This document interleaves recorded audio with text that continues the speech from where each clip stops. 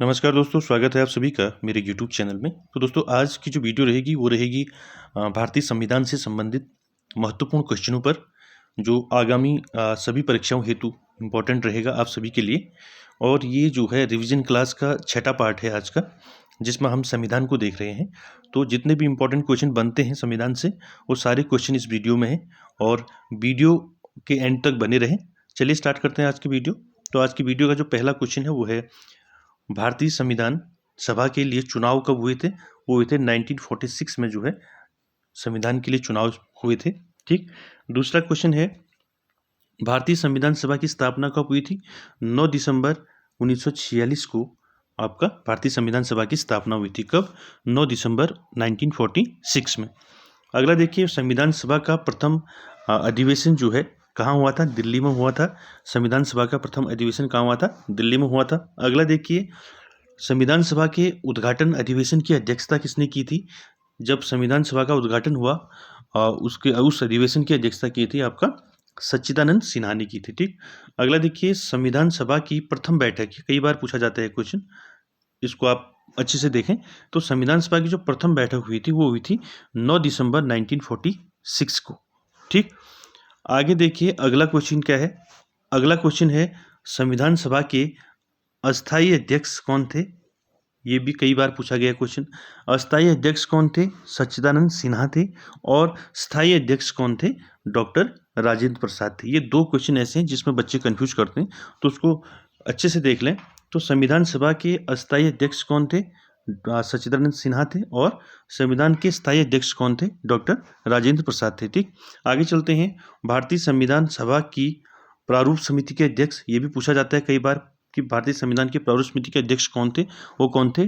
Doctor BR Ambedkar, Bhimrao Ambedkar जो थे प्रारूप समिति के अध्यक्ष थे। आगे देखते हैं, संविधान की प्रारूप समिति के समक्ष प्रस्तावना का प्रस्ताव किसने रखा था? यानी कि जो प्रस्तावना का प्रस्ताव था वो किसने रखा था संविधान में? जवाहरलाल नेहरू ने रखा था। ठीक। आगे चलते हैं, अगला क्वेश्चन है, भारत की संविधान सभा द्वारा राष्ट्रीय झंडे के डिजाइन को कब स्वीकार किया गया था? यानी कि तिरंगे को जो है कब स्वीकार किया था भारतीय संविधान ने? वो क्या था? 22 जुलाई 1947 को। ठीक। आगे चलते हैं, अगला क्वेश्चन है, ये भी इंपॉर्टेंट है, संपूर्ण भारतीय संविधान के निर्माण में, इनकी संविधान सभा को जो है इसके निर्माण में कितना समय लगा? 2 वर्ष 11 माह 18 दिन जो है इसमें समय लगा संविधान बनने में। आगे देखिए, भारत एक क्या है? धर्मनिरपेक्ष राष्ट्र है। ठीक। भारतीय संविधान की आत्मा किसको कहते हैं? कई बार पूछा है, भारतीय संविधान की आत्मा किसे बोलते हैं? प्रस्तावना को बोलते हैं। ठीक है। आगे चलते हैं, भारत का संविधान पूर्ण रूप से जो है कब तैयार हुआ? ये इसमें कंफ्यूज मत होना। ठीक है। तैयार कब हुआ पूर्ण रूप से? 26 नवंबर 1949 को। ठीक है। 1949, 26 नवंबर 1949 को जो है भारत का संविधान जो है बनकर तैयार हुआ। ठीक। अगला क्वेश्चन है, भारतीय संविधान में भारतीय संविधान जो है किस तिथि को लागू हुआ?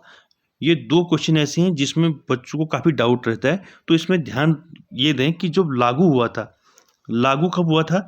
26 जनवरी 1950 ईस्वी को भारत का संविधान लागू हुआ था। बनकर तैयार कब हुआ था भारत का संविधान? वो हुआ था 26 नवंबर 1949 को। ठीक। आगे चलते हैं, अगला क्वेश्चन है, भारतीय संविधान का अभिभावक किसे कहा जाता है? सर्वोच्च न्यायालय को कहा जाता है। ठीक है। भारतीय संविधान का अभिभावक। ठीक। अगला देखिए, भारत में वयस्क मताधिकार की उम्र क्या है? 18 वर्ष से है। ठीक। भारतीय संविधान में कुल कितनी भाषाएं हैं आपकी? 22 भारतीय संविधान में कुल कितने भाग हैं? 22 भाग हैं। ठीक। आगे चलते हैं, अगला क्वेश्चन है, संसद के दोनों सदन, लोकसभा और राज्यसभा, कौन कौन होते हैं संसद के दो सदन? राज्यसभा और लोकसभा। राज्यसभा क्या है? उच्च सदन होता है। ठीक है। और लोकसभा निम्न सदन होता है। तो इन दोनों सदनों की इनका संयुक्त अधिवेशन की अध्यक्षता कौन करता है? वो करता है लोकसभा अध्यक्ष। ठीक है। अगला देखते हैं, संसद के किसी सदस्य की सदस्यता तब समाप्त समझी जाती है यदि वह बिना सदन को सूचित किए 60 दिन तक अनुपस्थित रहता है, तो उसकी सदस्यता जो है भारतीय संविधान जो उसकी संसद में जो उसकी सदस्यता है वो खत्म हो जाती है। ठीक। अगले देखिए, एक वर्ष में कम से कम संसद की 2 बार बैठकें होती हैं। ठीक है। संसद की एक वर्ष में 2 बैठकें होना क्या है? इम्पॉर्टेंट है, आवश्यक है। ठीक, आगे देखिए, भारत की पार्लियामेंट यानी कि संसद का उद्घाटन जो है 1927 ईस्वी में हुआ था, संसद का उद्घाटन। और भारतीय संसद के 2 सदन हैं। संसद का स्थायी सदन कौन है? राज्यसभा है। ठीक, आगे देखिए, अगला क्वेश्चन है, भारतीय संसद लोकसभा, राज्यसभा एवं राष्ट्रपति के द्वारा बनती है। यह कभी कभी पूछा जाता है, प्रीवियस एग्जाम में पूछा गया है ये क्वेश्चन कि भारतीय संसद में कौन कौन सम्मिलित होते हैं आपके?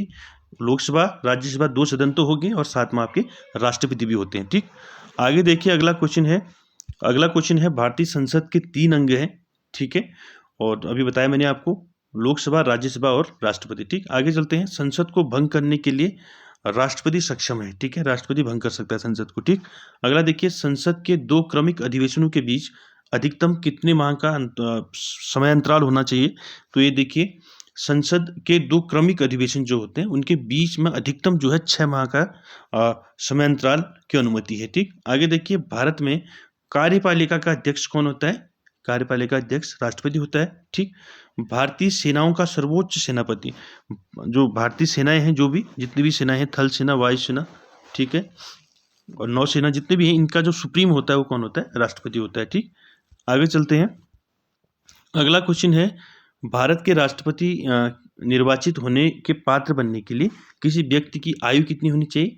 35 ईयर्स होनी चाहिए। ठीक है, राष्ट्रपति बनने के लिए 35 वर्ष होना आवश्यक है।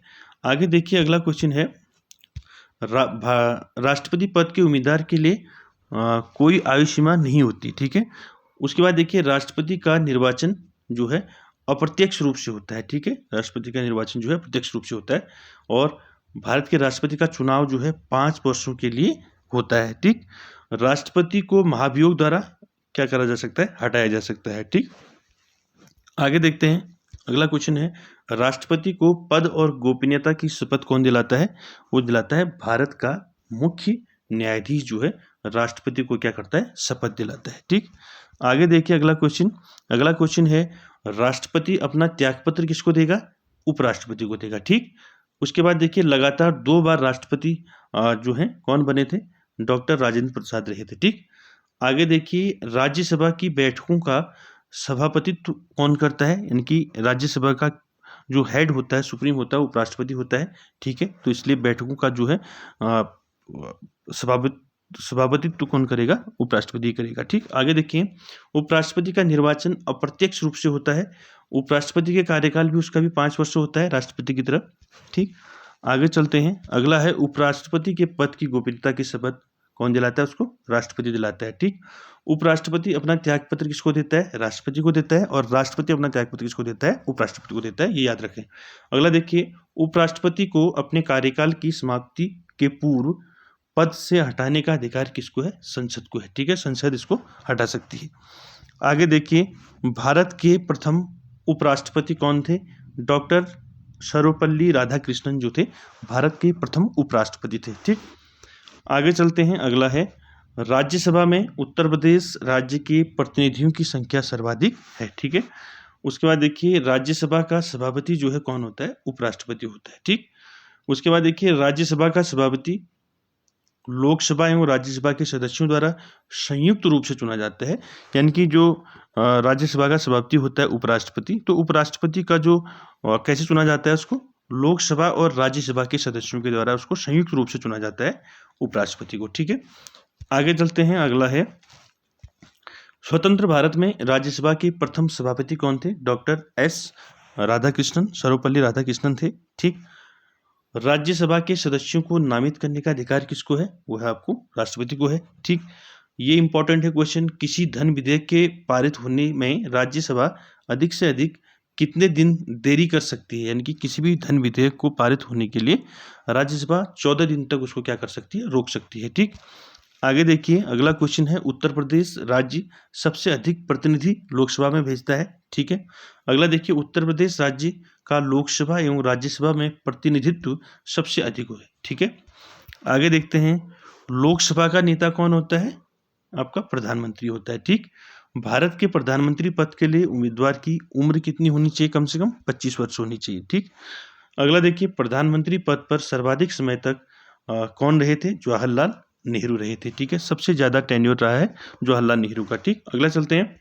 प्रधानमंत्री पद पर किसी एक कार्यकाल के लिए सबसे कम समय के लिए कौन रहे? आपके अटल बिहारी वाजपेयी जी रहे। ठीक, आगे चलते हैं। अगला क्वेश्चन है, परिषद का अध्यक्ष कौन होता है?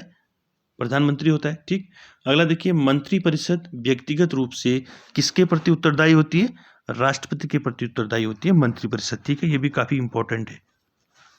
उसके बाद अगला देखिए, संघीय मंत्री परिषद के मंत्री केवल लोकसभा के प्रति उत्तरदायी होते हैं। ठीक है, संघीय मंत्री परिषद के जो मंत्री हैं। ठीक, शून्यकाल का अर्थ क्या है? स्थगन काल। ठीक, उसके बाद देखिए, स्वतंत्र भारत के प्रथम वित्त मंत्री कौन थे? वो थे डॉक्टर जॉन मथाई। ठीक है, इंपॉर्टेंट है, ये थे आपके प्रथम वित्त मंत्री। ठीक, आगे चलते हैं। अगला क्वेश्चन है, संघीय मंत्रिपरिषद से पद त्याग करने वाला पहला मंत्री कौन था?